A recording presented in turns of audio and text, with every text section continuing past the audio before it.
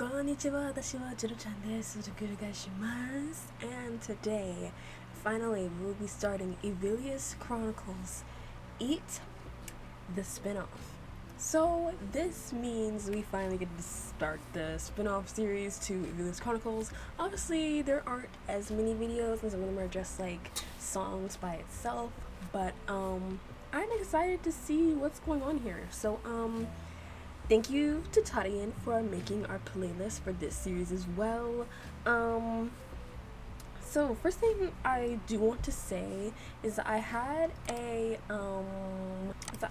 commenter from our last Evillious Chronicles fan animation saying that I need to hear Outlaw and Marionette before we watch the Eat series. But also on Tadian's playlist, I did notice that Outlaw and Marionette is like close to the end of the playlist. Okay, actually, I went back to check the previous DMs from Tadian, and they said Outlaw and Marionette and they said the last two songs in this playlist, so these two are not a part of the Eat Chronicles. So technically I could watch these before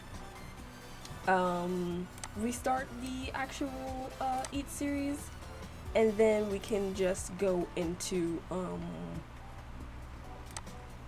the Eat series. So actually, I might just go ahead and start with these two. Okay, as Tadian describes it, these are, Outlaw Marionette shows Amostia after the third period was destroyed. The last song, Torture Tower, Doesn't Sleep, was originally meant to be part of EC. But Monty then distanced the song from it and created novels for this new setting. But the world of the song should be the same that is shown in the Outlaw and Marionette. You could watch these two in the beginning of ET or the end, since it doesn't really matter. Maybe the end will be better. So since it was requested by another commenter, I'll go ahead and start with these two, and then maybe we can do, I'm assuming this is like the intro to the Eat series, so I'm probably going to do those two at the end and then these two up here. Just to make like just a smooth like beginning, you know, just something subtle. We're not gonna do a whole lot in each video. Might do like 3 after this each video. So like, let's say for episode 2 we do these 3, and then we do these 3. You know what I'm saying? So we'll do it like that. We'll, you know, take our time. The series isn't long like the other one. We don't have slides for this one, so we'll just like kind of like easily like breeze through. I'll give my thoughts, whatever. Before we start though, make sure to like, comment, and subscribe, and tell me what you guys want to see down in the comments, and you know, make sure to let me know. And also, yes, I know you guys are probably thinking, oh my gosh, why did she have her bonnet on in this video? I genuinely do not care. My hair is not done. It's gonna be done in the week after you guys will see this video, on my birthday week. Like, the next video that you guys will probably see from me is probably gonna be Milgram. It's probably gonna be done by then. It's okay. It's okay. Don't worry. It'll be fine. Anyway, I do have this to show. It's Luca by Be Cute Bunny's figure. It was like $40 on Amazon. This is my first Luca figure, so everybody applaud. Everybody clap. My only Vocaloid figures that I have are just all Miku. That's it. I don't have any of the other Vocaloids, so this is my first time with a Luca. And because all the other Vocaloids are always so expensive, so this is like an early birthday gift. So yeah, one day you guys will see this unboxed in a video. I just thought I would, you know, show it on camera. I'm not even sure if the camera actually picked that up very well. I can't see myself when I'm filming, so it does, I don't know. Anyway, we are going to start, so like, don't worry, yeah. Okay, so Outlaw Marionette, that's what we're starting with.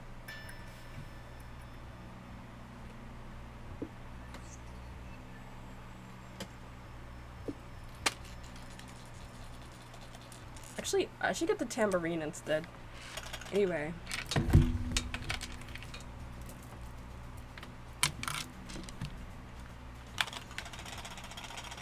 Okay.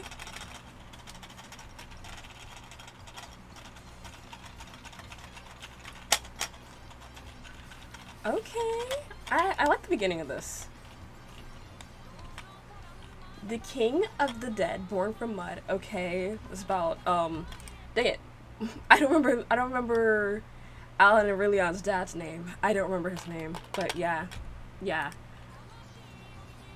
Will guide the souls to a new world. Although I am separate from their way of things, I am not alone as long as you're by my side. Those outcasts and their god aren't even permitted to die. In that case, I shall lead them to yet another world of evil. A lich gate was open, a marionette was unreachable, a punishment was incomplete, they all shot off and vanished.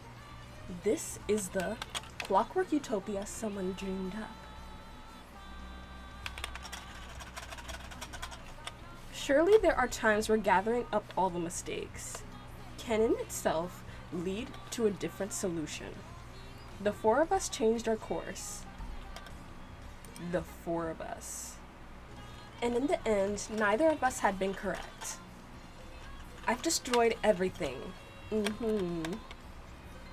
Of the world you built. We've always been this way. Both of us, as mutual outcasts. A judgment was handed down. An August of lingering heat. Saying August of lingering heat just makes me think of Kakiro. This makes me think of Kakiro Project. You know, all being set in August, talking about the heat. Yeah, that's what it makes me think of. This season suited you. These August memories, still it's August, disappeared into the cold of winter.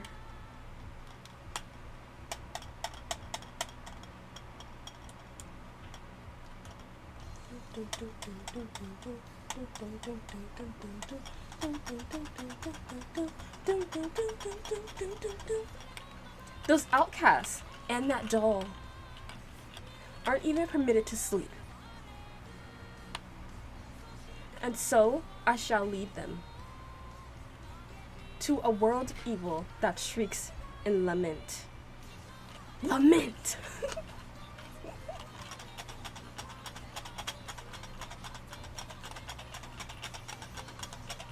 The outlaws all lined up. The world shot back a no. They'll take you along too, once I put you in the coffin. This is the clockwork utopia that someone dreamed up. Ooh.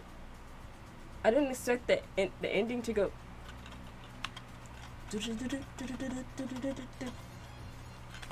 I wasn't expecting that. That was nice.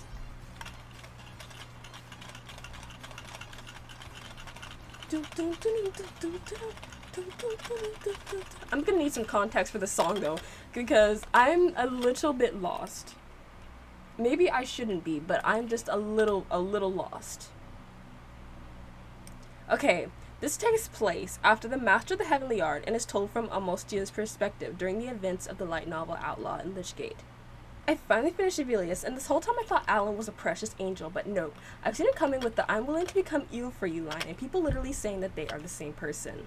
Oh yeah, I forgot, because Amostia, yeah, he was an irregular, and he was created okay, hold on. Yes, like I was gonna say, Amostia, he is an irregular created by Seth Twilight. Yes, and he is used by Nemesis as a basis for the weapon punishment. Gaining a will after the world's end is a result of the parallel world distortions caused by Sickle. Amostia sought to travel to a world that accepted his existence, manipulating the undead Von Grapple to this end. In the end, neither of us had been correct. I've destroyed everything of the world you build. So yeah, that's definitely probably talking about like Nemesis using Amostia and his power to be able to destroy that world, right? If I'm getting it right, I believe. We've always been this way, both of us mutual outcasts. A judgment was handed down. Those outcasts and that doll weren't even permitted to sleep. And so I shall lead them to a world of evil that shrieks in lament. This is talking about one of the other endings where, I hate that I forget names, so Margarita, I think, and, or even Adam, how maybe it's about, like, how they were sentenced to that, like, looping world. So yeah, what I'm thinking of, yeah, is that world where like everything will keep happening for like an eternity, like they'll keep going in like a loop and stuff like that. That's what I'm thinking of. Like considering like punishments and like not being permitted to die, and you know the talk about the doll and everything. That's what I think of. I could be wrong, and if you guys need to elaborate for me, please do so, because I'm most probably definitely wrong. But anyway, that's my little bit of thoughts. I'm like I said, I'm probably wrong. So, my memory is not great when it comes to remembering certain things, especially when like so much happened in the series and it's kind of hard for you to like grasp things. That I always say that this is always my excuse. So yeah. So we're going to do the Sleepless Torture Tower, since this one is also not connected to ET, so we're gonna do this one next.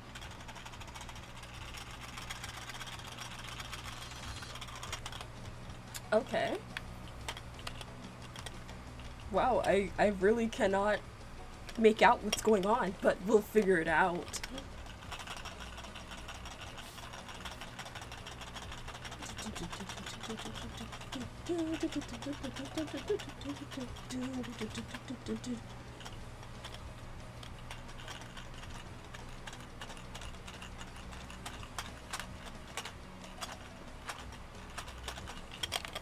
So,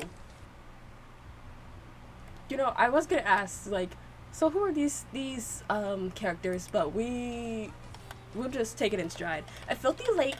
Oh, hold on. A filthy lake down under, and a tower amassing devilishness. Asleep at the highest story is the secret to immortal life. Living in there are three sisters, Gibbet, Rack, and Maiden. Wow, if I had those names, I'd have to change them. I'd have to change my name. I would not be happy with these names. I would definitely change my name. I know where you're gonna be sitting up here calling me Gibbet or Rack. I mean, Maiden might be fine, but also at the same time, like, still no. The greedy intruders became their victims. Oh, this design is really cute though.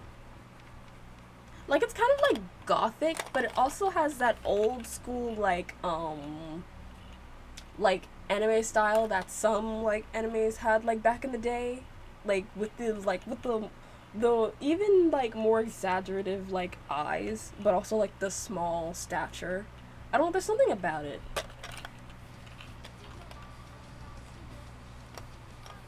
The middle stretches and the youngest imprisons inside. Oh, she's so cute. Do you know who she reminds me of? She reminds me of Hotaru from Sailor Moon. She reminds me of Sailor Saturn. Like with the black like shortcut hair and like the magenta eyes. She's so cute. I like that. I almost cannot see these subtitles. I'm gonna be so honest with you. And unfortunately, there's the YouTube captions. There's no English ones, so I'm gonna be struggling to kind of see this against this background. But we're gonna try. It's alright, your soul won't be saved. Succeeding their great father's dying wish, 3 sisters carry out their duties. It's alright, for the pain will continue. For eternity.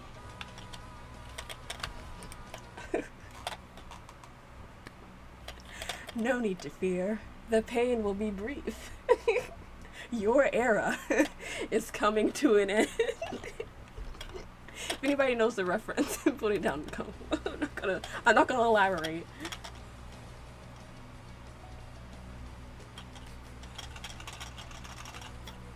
The father, who was called the Lord of Torture, loved his daughters. Lift up the plundered souls. You know, whenever they say, a parent loved their kid, sometimes it makes me think the opposite, because I feel like if you have to say it, then you're trying to gaslight me into believing that it's true. So, I don't know. A sacrifice to the ugly god. When God resurrects, the sisters' wishes will come true.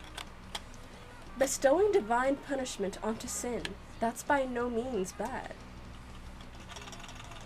Gibbet hangs, rack stretches, and maiden imprisons inside.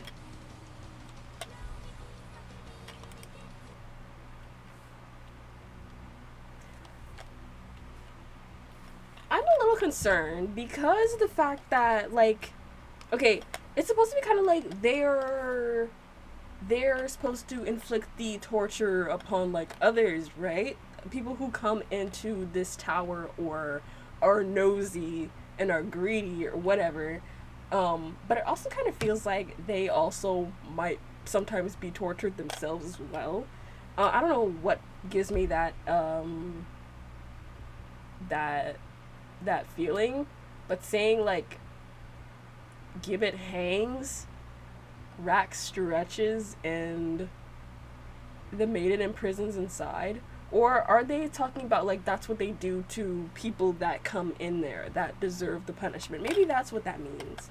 I'm seeing change in the back here as well, but I don't know. So hold on. Hold our horses. Resound into the great earth soil, grief and lamentations. The Sleepless Torture Tower. It's alright for your body. Will be annihilated. Unless the soul is filthy, God will not be pleased. It's alright, as before you know it. The pain will turn into pleasure. Like, oh yeah, we'll turn you into a masochist. Wow, that sounds amazing. I really do like these designs, though. Like, who are all these people? Where are these designs? What is this part and where are these designs from? Because these designs are fire. Like, look at... Okay, first of all, look at the... Stop shaking the screen. Like, look at the designs for them, and then look at the designs for all these other people on this side. The two-toned hair, the like, you look like you have, like, a teal braid going on. Like, these designs are fire. Like, what's going on? I feel like I'm watching, like, something completely different from Evillious Chronicles, even though it's not really connected, but still. The clown on the street corner says, the Lord of Torture doesn't have daughters. What the tower has were what he left behind. His instruments of torture.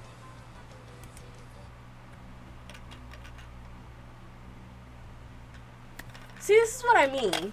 This is what I mean, like, when I said, like, I don't necessarily believe, like, when they said, oh, the Lord of Torture, what their father loves his daughters. Like, he loves his daughters.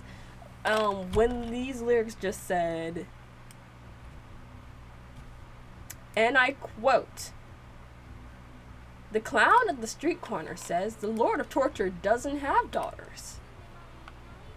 What the tower has were what he left behind, his instruments of torture. So he only, this is making me feel, he only viewed them as weapons of destruction is what I'm understanding from this.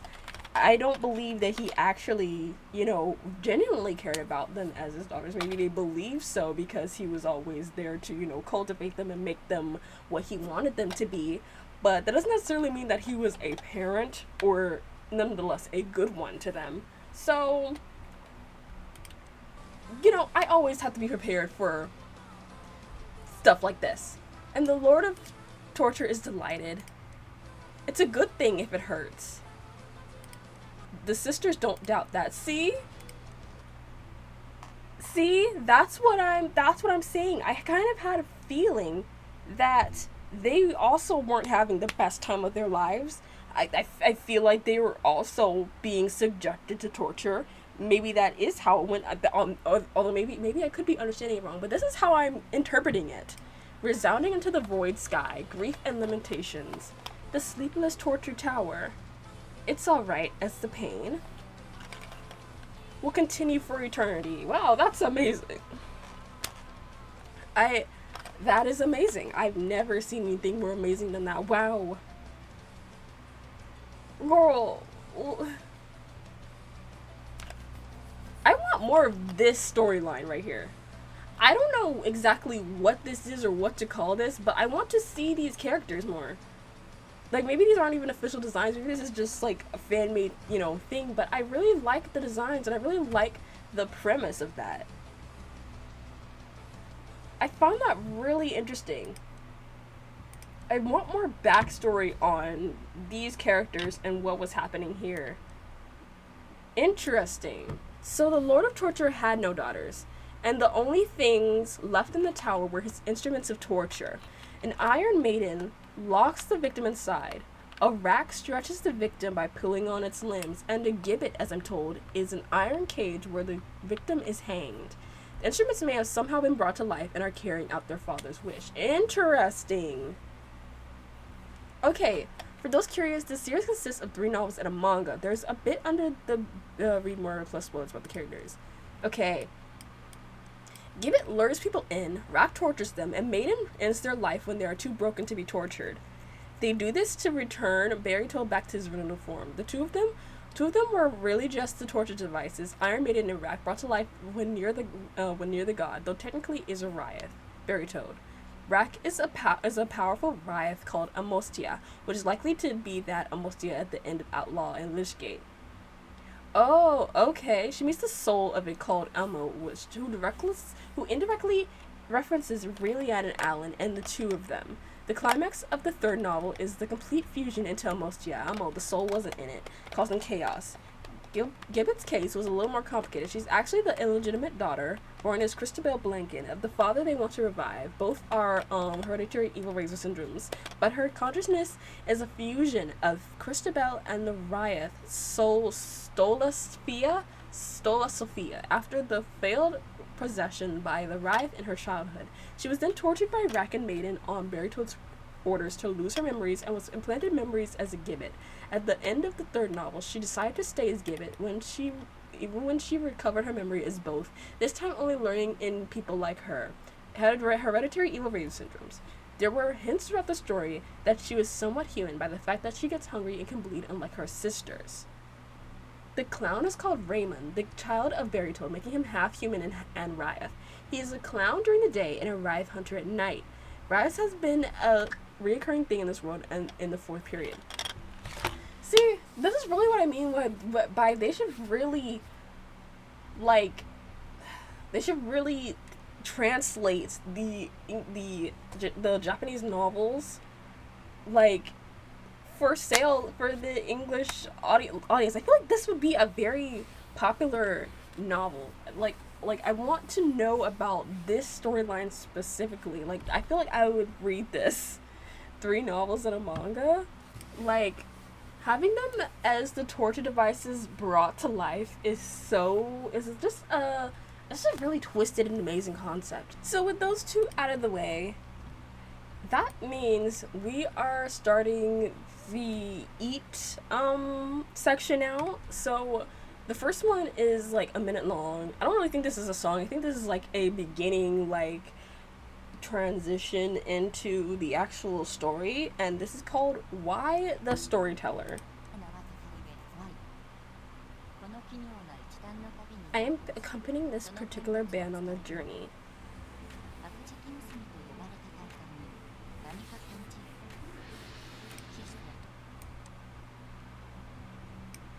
I shall convey to you its particulars. The deadly sinner that was once called the evil food eater, Banika Conchita.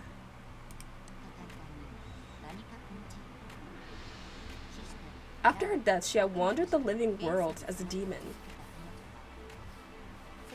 And now, having overseen the end of the world, she set out on a journey on another dimension.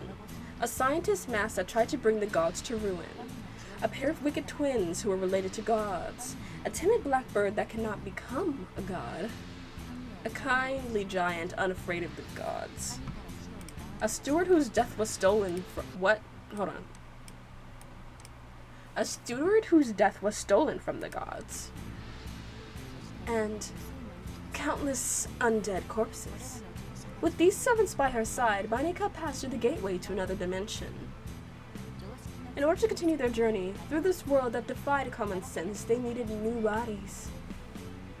And after they had attained the bodies of Beast, the Wanderers, were joined by yet another traveling companion, a blind girl who hated the gods, Bam Kurin. She was yet another evil food eater who had the same genes as Banika. An endless journey of gluttony will now begin. Okay, interesting. Hold on a second. Hold on a second. Okay, so there's not really much in the comments. So we will be viewing grEAT Journey, which is gonna be our last song or video for today. So this is generally the start of the eat. Yeah. We'll see how it goes. Oh.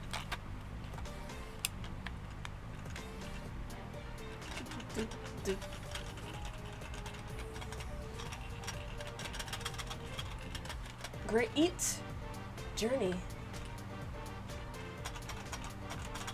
So it says cover, so I'm guessing this is gonna be the original like song, like vocals. So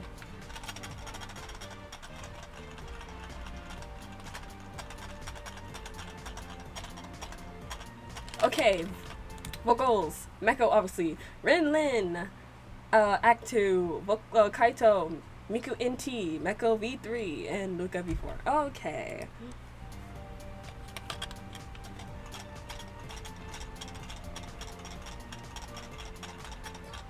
How far will we go until we reach it? Okay, hold on. Let me hear the start of this again.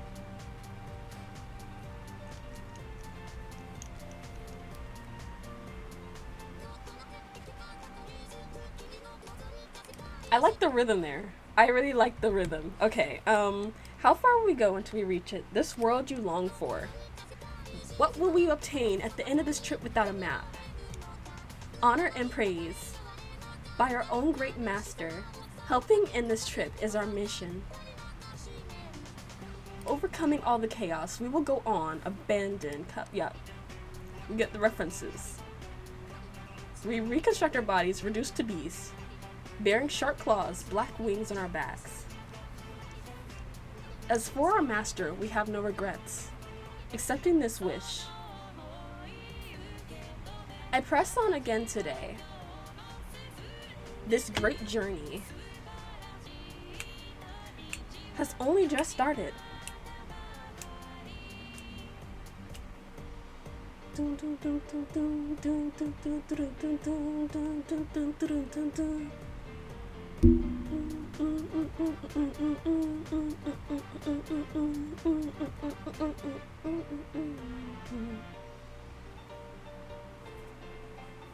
I like the way that Arte and Polo just play just like normal siblings. Like, they're just normal.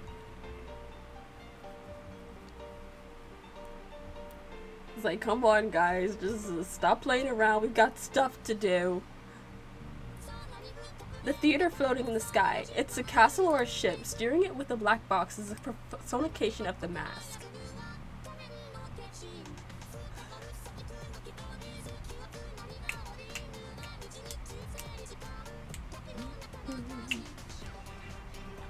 I love that rhythm. That rhythm when Rin and Lin are singing, like, I like that.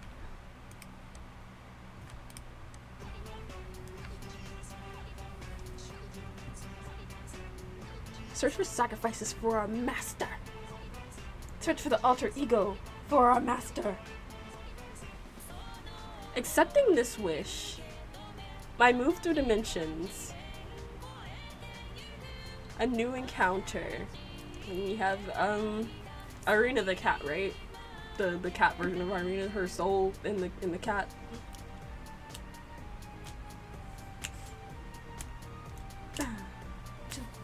Oh, girl, what you slipping and sliding for?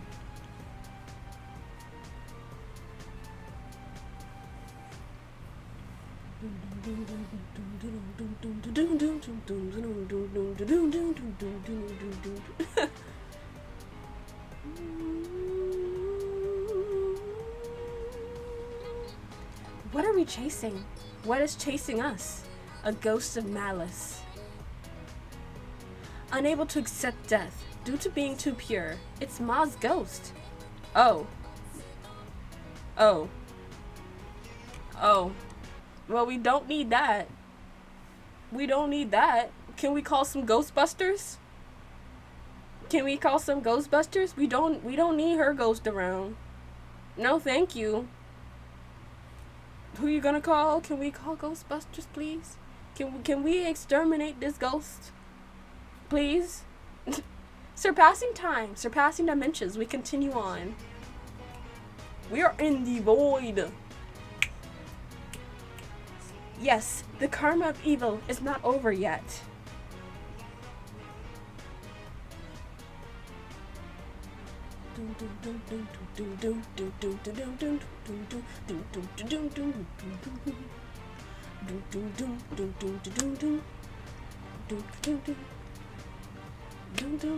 I like the instrumental. Accepting this wish, I press on again today. This great journey has only just started. This guy is always looking like this.